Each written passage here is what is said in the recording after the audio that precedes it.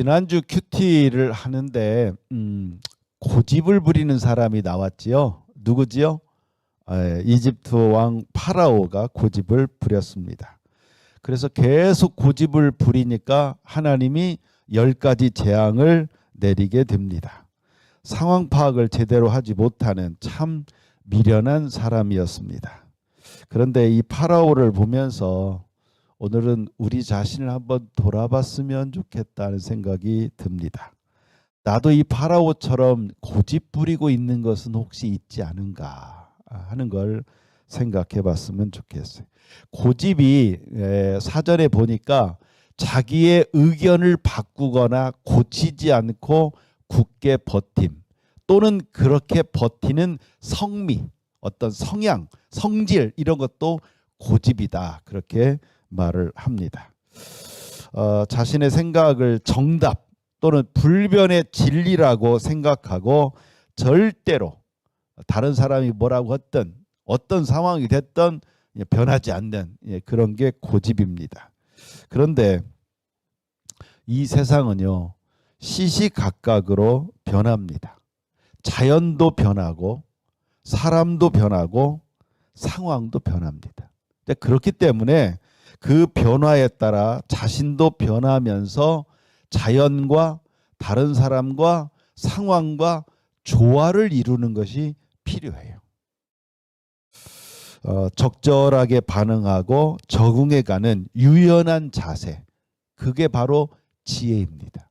그러니까 지혜 있는 사람은요, 다른 사람과 부딪히지 않아요. 상황을 잘 파악하고 상황에 적응을 잘합니다. 지혜로운 사람은 다른 사람과 갈등을 만들지 않아요. 자연의 흐름에 따라서 지혜로운 사람은 잘 적응합니다. 봄이 되면 봄에 따라, 겨울이 되면 겨울에 따라 옷도 달라지고 삶의 방식도 달라지고 순응하는 법을 아는 것, 그게 지혜입니다. 물론 본질은 상황과 상관없이 절대 변하면 안 되고 지켜야 합니다. 그러나 우리 삶에 그렇게 본질은 많지 않아요. 자, 예를 들자면 물의 본질은 뭐지요? H2O입니다. 수소 2개와 산소 원자 하나가 만났을 때 이게 물이에요. 그런데 이 물은요, 온도에 따라 달라져요. 영하로 내려가면 얼음이 되고 평상시에는 액체가 되고 그리고 뜨거운 100도가 되면 기체가 됩니다. 그러나 그 본질, 그건 그대로 있어요. 둥그런 컵에다가 물을 담으면 둥그런 모양이 되고 네모진 그릇에다가 물을 담으면 네모지게 보입니다. 그래서 이 물과 같은 사람이 참 지혜로운 사람이에요. 가정에서도 그렇고 직장에서도 그렇고 교회에서도 그렇습니다. 그런데 고립된 섬처럼 상황이나 다른 사람과 상관없이 자기만을 고집하는 사람들이 있어요. 나는 이래. 근데 그러면 반드시 재앙을 만납니다. 자기 걸 고집하다가 가정이 깨어지기도 하고 회사에서 해고당하기도 하고 그리고 어디 가서도 갈등만 일으킵니다. 혹시 내가 고집 부리고 있는 것은 혹시 있지 않는가? 좀 가정 안에서도 가족들 간에 고집 부리는 사람이 있을 수 있어요.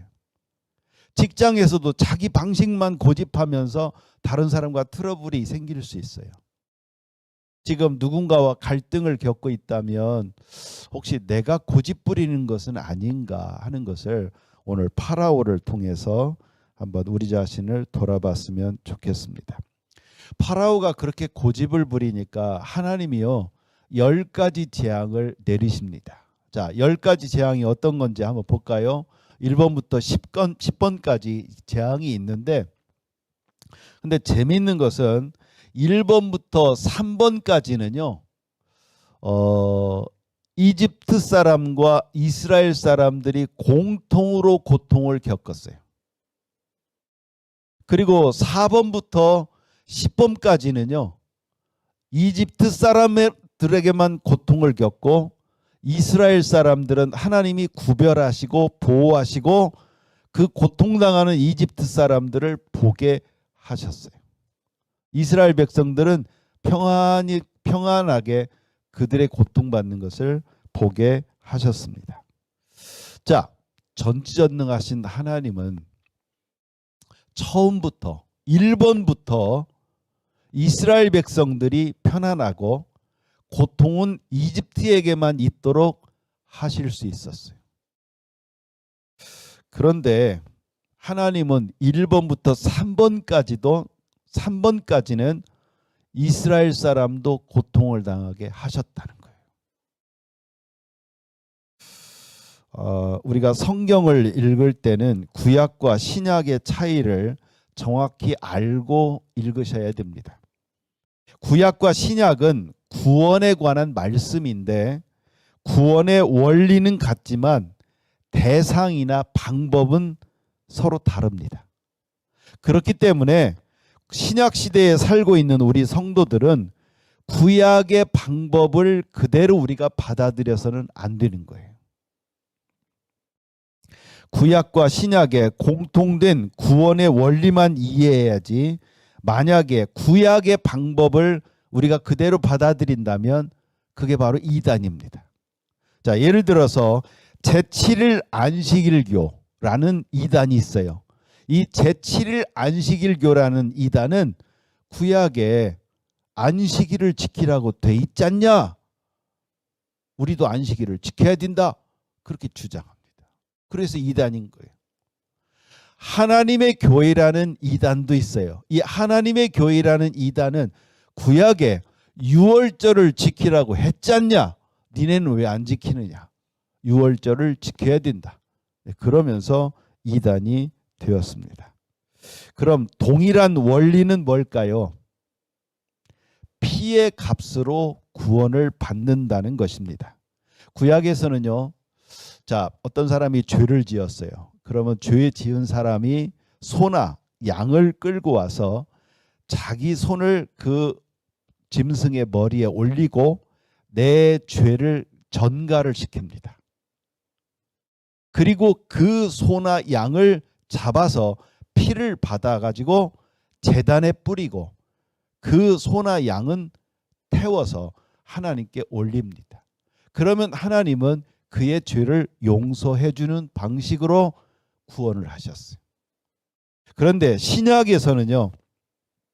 소나 피의 양이 아니라 거룩하신 예수님이 자신의 죄를 대신해서 십자가에서 피를 흘리고 죽으셨다는 그 사실을 믿으면, 그리고 그 사실을 믿고 예수님의 이름으로 자신의 죄를 회개하면 하나님은 용서해 주시는 방식으로 바꾸셨어요.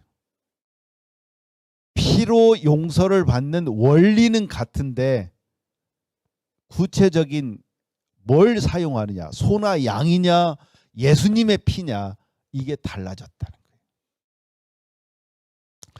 거예요. 원리는 똑같지요. 왜 똑같냐면 구약의 하나님이나 신약의 하나님이나 하나님은 동일하시기 때문에. 단지 하나님이 누구를 상대하느냐, 구약에서는 누구를 상대했죠? 이스라엘 백성을 상대한 거예요. 그 대상이 다르고 방법이 달랐던 것이지만 동일하신 하나님은 구원의 원리는 똑같다는 거예요. 그래서 신약 시대에는 소나 양의 피가 아니라 예수님의 보혈, 예수님의 피로 우리는 용서를 받게 되는 것입니다. 그래서 구약과 신약은요, 이렇게 원리는 동일합니다. 자, 하나님의 인도하시는 원리도 동일한 거예요. 자, 1번부터 3번까지 이스라엘 백성, 하나님의 백성인 이스라엘 백성도 고통을 겪었지요. 그리고 4번부터 10번까지는 하나님이 그때부터는 이스라엘 백성을 구별하시고 보호하셨습니다. 이게 바로 하나님의 일하시는, 자신의 백성을 인도하시는, 보호하시는 하나님의 원리가 저렇다는 거예요. 자, 구약의 저 원리를 깨달은 사람이 있었어요. 그게 누구냐면 바울 사도였어요. 바울 사도는 뭐라고 저 원리를 깨닫고 말씀했느냐? 고린도전서 10장 13절 말씀인데요. 같이 읽어보겠습니다. 누구나 겪는 시험 외에 여러분에게 닥칠 시험은 없습니다. 하나님은 신실한 분이셔서 여러분이 감당할 수 있는 능력 이상의 시험을 당하도록 내버려 두지 않으십니다. 그리고 여러분이 시험을 당할 때 시험을 견디고 거기서 빠져나올 수 있는 길을 주십니다. 자, 지금 이 바울 사도가 깨달은 이 원리가 뭐냐면요. 아하, 하나님은 우리가 예수님을 믿는 순간부터 그때부터 우리를 보호하시고 그때부터 우리를 구별하시고 그때부터 우리에게 시험도 없고 고통도 없고 고난도 없도록 하시는 분이 아니시구나. 우리도 세상 사람들하고 똑같이 시험이 있고 어려움이 있고 고난과 고통이 있구나. 감당할 만한 시험을 허락하시는구나.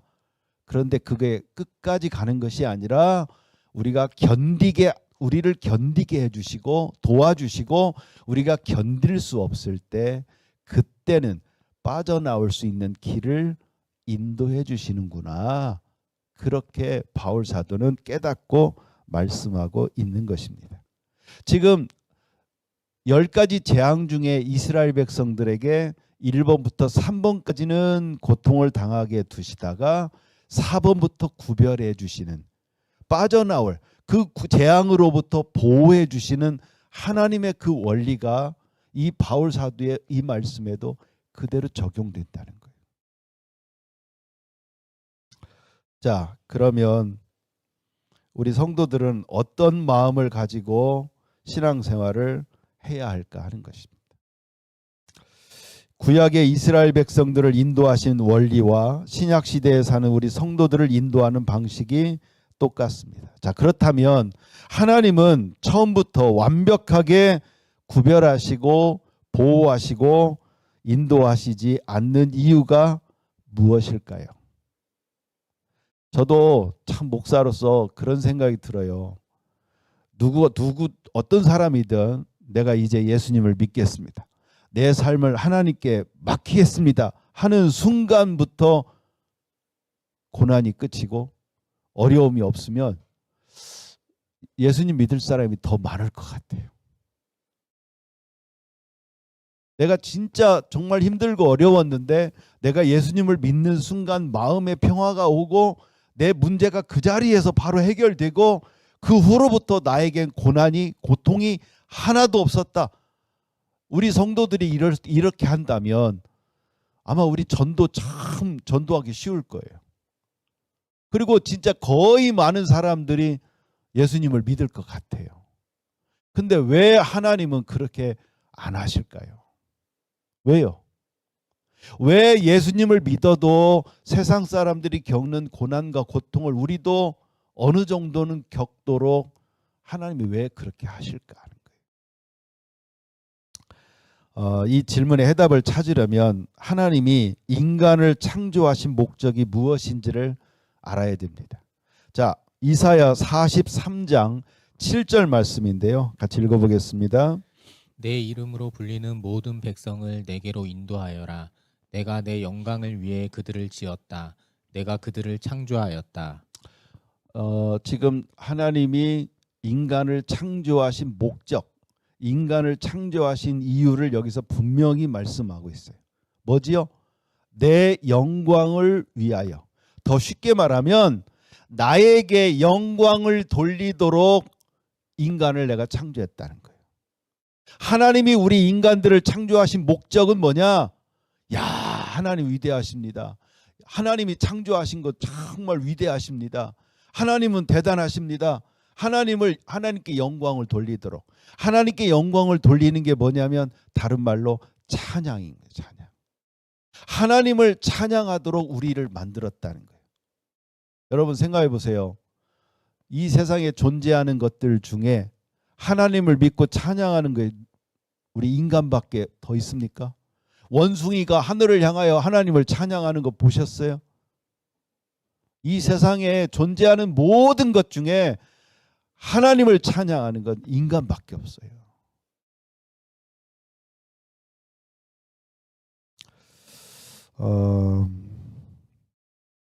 내가 왜 태어나게 됐을까?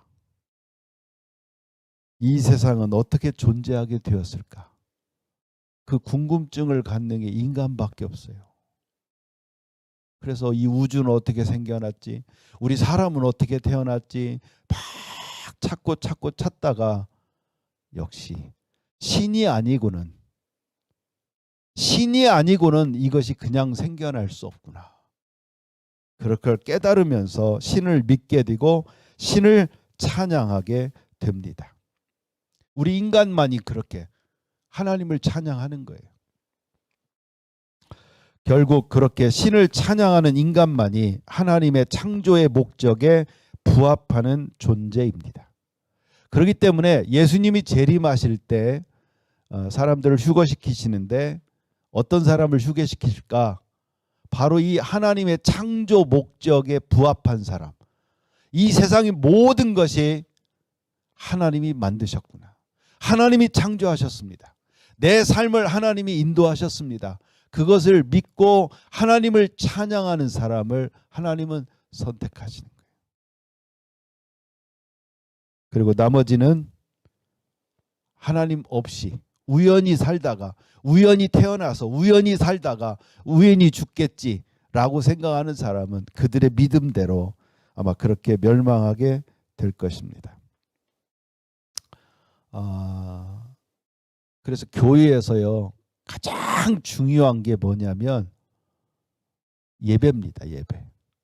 예배가 뭐죠? 하나님께 예를 바치는 거예요. 그 예배가 제일 중요한 거예요. 교회. 그러면 예배 중에서 제일 중요한 게 뭐겠습니까? 우리 지금 예배에 3요소가 있어요. 찬양, 설교, 기도. 이 세 개가 모여서 예배가 되는데 이 셋 중에 가장 중요한 게 뭘까요? 바로 찬양입니다. 찬양. 근데 우리 한국 성도들은 예배 시간에 가장 중요하게 생각하는 게 뭐예요? 설교라고 생각합니다. 그래서 그냥 찬양 시간에 늦어도 괜찮고 찬양 잘 안 불러도 되지만 설교에 내가 은혜 받아야 된다 그러면서 설교를 듣는 경우가 많아요. TV에도 설교만 딱 듣고 나 예배 드렸어 이런 사람들이 있어요. 근데 그건 잘못된 것입니다. 왜 그러느냐? 찬양은 누구를 위해서 하는 거죠? 하나님을 위해서 하는 것입니다. 자, 설교는 누구를 위해서 하는 거죠? 우리 성도들을 위해서 하는 겁니다. 하나님이 알려주시는 거예요. 누구를 위해? 성도들을 위해서. 기도는 누구를 위해서 하는 겁니까? 여러분 자신을 위해서 하는 거죠. 하나님, 나의 이런 상황이 있습니다. 나를 위해서 기도하는 거예요. 그러면 결국 찬양, 설교, 기도 중에 진짜 하나님을 위한 게 뭐예요? 찬양입니다. 찬양. 그래서 저는 우리 교회가 찬양팀을 좀 더 키웠으면 좋겠다 하는 생각이 들어요. 저는 이 싱어가 한 10명 정도 됐으면 좋겠다 하고 바라고 있어요. 찬양 시간에 여러분 찬양을 잘 부르시기 바랍니다. 그냥 뭐 내가 잘 모르는 찬양은 넘어가고 내가 좋아하는 찬양 부르고 그건 누구를 위한 찬양이에요? 자기를 위한 찬양이에요. 내가 잘 모르지만 원래 우리 모든 찬양은 처음부터 다 몰랐습니다. 그죠? 처음부터 알았던 찬양이 있나요? 없어요. 다 처음에는 모르지만 자꾸 하다 보니까 배운 거예요. 그러니까 모르는 찬양이 정상적인 거예요. 누구를 위해 찬양하느냐? 그래, 하나님은 창조주신 하나님. 우리를 구원해 주신 하나님. 그래, 하나님만 찬양하는 거. 그게 가장 예배에 중요한 겁니다. 그래서 우리가 찬양 시간이 긴 이유가 진짜 그게 제일 중요한 거예요. 제일 중요한. 여러분 찬양 크게 잘 부르시기 바랍니다. 더 좋은 건 여러분들 찬양팀에 들어오세요. 그래서 같이 찬양하십시오. 자, 그럼 다시 돌아와서 하나님이 왜 성도들에게 처음부터 고통 없이 인도하시지 않고 어느 정도의 고통을 허락하시는지를 한번 생각해 보겠습니다. 자, 1번부터 3번까지 하나님이 이스라엘 백성들에게 고통을 겪게 하셨어요. 하나님은 우리가 감당할 만한 시험을 허락하셔요. 왜 그럴까요? 왜? 저는 사실 갑상선이 막 아파서 병원 간 게 아니에요. 정기검진을 받다가 그냥 뭐 초음파 한번 해봐야 되겠다 했는데 암이 조금 의심이 된다. 큰 병원 가보시라. 그래서 이제 서울대병원에 갔는데 뭐 검침을 했는데도 뭐 정확하게 안 나와서 그러면 6개월마다 한 번씩 초음파로 계속 관찰하자. 그러다가 이제 새로운 것이 하나 생겼는데 좀 이상하다. 그래서 생검을 하고 그 결과가 악성이다. 암이니까 수술을 하셔야 되겠다. 그래서 수술을 했습니다. 수술이 잘 됐다니까 감사하고 내 몸에서 암이 제거됐다니까 감사는 한데 저는 지금 이제 갑상선이 없다 보니까 저는 전에 낮에 졸아본 적이 없어요. 근데요 한 5시 6시 되면요 막 엄청 졸아요 집에서. 그때 되면 이게 막 체력이 확 떨어지는 것 같아요. 그리고 목소리도 이렇게 좀 잘 안 나오고 또 높은 음이 안 나와서 찬양도 안 되고. 그러니까 솔직히 수술이 잘 돼서 내가 갑상선암 치료가 돼서 감사한 것보다 솔직히 전 지금 짜증이 많이 나요. 지난주에 제가 친구를 만나서 얘기하고 차 타고 가다가 찬양이 막 나와서 내가 찬양을 막 불렀더니 친구가 그러더라고요. 그만 부르라고. 내가 듣기에도 너무 힘든데 그 친구도 힘들었던 것 같아요. 만약 제가 갑상선이 되게 아팠고 이 목이 되게 아파서 병원에 갔는데 어이구 말기시라고 수술하셔야 되겠다고. 그래서 수술을 해서 제가 수술이 잘 됐다면 아마 저는 이런 후유증은 신경도 안 쓰고 정말 무조건 저는 감사할 거예요. 마찬가지로 10가지 재앙 때 처음부터 이스라엘 백성들에게 고통이 없었다면 아마 이스라엘 백성들은 출애굽을 했어도 그렇게 감사가 크지 않았을 것이고 하나님께 영광을 돌리지 않았을 것입니다. 그러나 처음부터 세 번째까지 함께 고통을 당하다가 네 번째부터 이스라엘 백성들에게는 고통이 없고 이집트 사람들에게만 고통을 당하는 것을 그들은 편안하게 구경했어요. 그 이스라엘 백성들의 마음이 어땠을까요? 참 신기하다. 파리가 이집트 사람들에게는 막 우글우글우글 대는데 그 파리가 이 이스라엘 진영으로는 넘어오지 않는 거예요. 너무 신기하죠. 신기하면서 야, 하나님이 우리를 특별하게 대하시는구나. 참 감사하다. 그런 마음으로 출애굽을 하고 감사를 했을 것입니다. 그러니까 고통만큼 감사한 것이고 고통만큼 찬양하게 되는 것입니다. 그래서 하나님은 우리에게 적당한 고통을 허락하시는 거예요. 왜? 우리 인간은 아담의 후손이잖아요. 아담은 에덴 동산에서 하나님께 뭘 받았어요? 99.9999%를 자유를 받았어요. 딱 하나 선악과만 먹지 말라고 했던, 그런데 그 하지 말라는 그 한 가지를 했던 게 아담과 하와고 우리 인간은 아담과 하와의 후손입니다. 그러니까 우리 인간이 그렇게 감사하지 못하는 존재라는 걸 하나님은 아시는 거예요. 고통 없이 구원받다? 우리 진짜 감사하지 않을 거예요. 그러나 고통을 당하고 괴로워하고 힘들어하고 간절히 기도하다가 구원을 받았을 때나 하나님께 감사할 수 있는 거예요.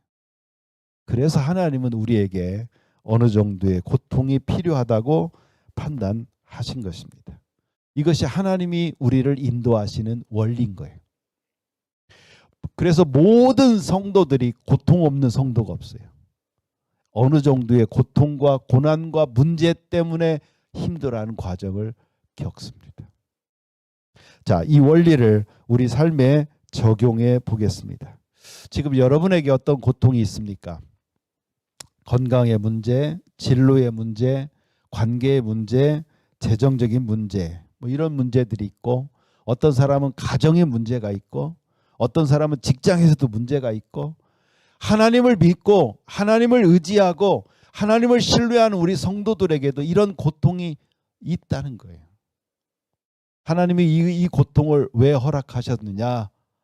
이 고통 때문에 고통스러워하라고. 고통스러워해야 간절히 기도하고, 간절히 기도했을 때 하나님이 역사하시는 거예요. 그리고 그 고통 속에서 문제가 해결되고 구원을 받았을 때 우리는 비로소 하나님께 진심으로 감사하고 하나님을 찬양할 수 있다는 것입니다. 그런데 이스라엘 백성들은요, 1번부터 10번까지 재앙이 일어날 줄 몰랐어요. 그냥 한 번 한 번 고통이, 재앙이 일어날 때마다 이스라엘 백성은 힘들었어요. 1번도 힘들었고 2번도 힘들었고 3번도 힘들었고 아마 4번도 힘들고 5번도 힘들 거라고 이스라엘 백성은 생각했을 거예요. 그런데 어느 순간부터 하나님이 이스라엘 백성들을 구별하시고 보호하시는 거예요. 이스라엘 백성들 중에서 1번부터 3번까지 고통을 당하면서 아마 하나님을 원망하는 사람도 있었을 거예요. 실제로 1번부터 3번까지만 겪고 나면 4번부터는 하나님의 구별하심, 하나님의 보호하심을 경험하는데 3번이 되기도 전에 예수 믿어도 소용없네. 기도해도 소용없네. 하나님 믿어도 안 믿는 사람은 똑같네. 그러면서 신앙을 포기하는 성도들이 많이 있다는 거예요. 오늘 우리를 인도하시는 하나님의 원리를 우리가 알았으면 좋겠어요. 우리가 하나님을 믿으려면 하나님에 대해서 알아야 되잖아요. 하나님은 우리 성도들을 어떻게 인도를 하실까? 1번부터 구별하시고 보호하시는 분이 아니시라. 3번까지는 감당할 만한 시험은 허락하신다는 거예요. 우리가 믿는 하나님은 그런 분이시라는 거예요. 혹시 여러분 지금 힘들고 어려운 문제들이 있으신가요? 그거 3번까지입니다. 여러분 인내하십시오. 그리고 하나님을 더 신뢰하십시오. 그리고 하나님을 더 가까이 하십시오. 그러면 반드시 여러분에게도 구별되고 보호하시는 단계가 올 것이라는 거예요. 정말 하나님이 나를 사랑하시는가 봐. 정말 하나님이 나를 특별히 보호하시고 인도하시는구나. 이런 고백이 어느 순간 이루어질 것입니다. 우리가 예수님을 믿는 순간부터 그러면 얼마나 좋겠어요. 근데 그건 하나님의 방식이 아니라는 거예요. 지금 나는 이 고통 속에서 무엇을 해야 되겠습니까? 오늘 패밀리 시간에 여러분 한번 나눠보셨으면 좋겠어요. 하나님의 원리, 우리를 인도하시는 하나님의 원리를 우리가 알았어요. 그 하나님의 인도하심 가운데 있으려면 그럼 우리는 지금 어떻게 해야 될 것인가? 여러분이 답을 찾아보시기 바랍니다.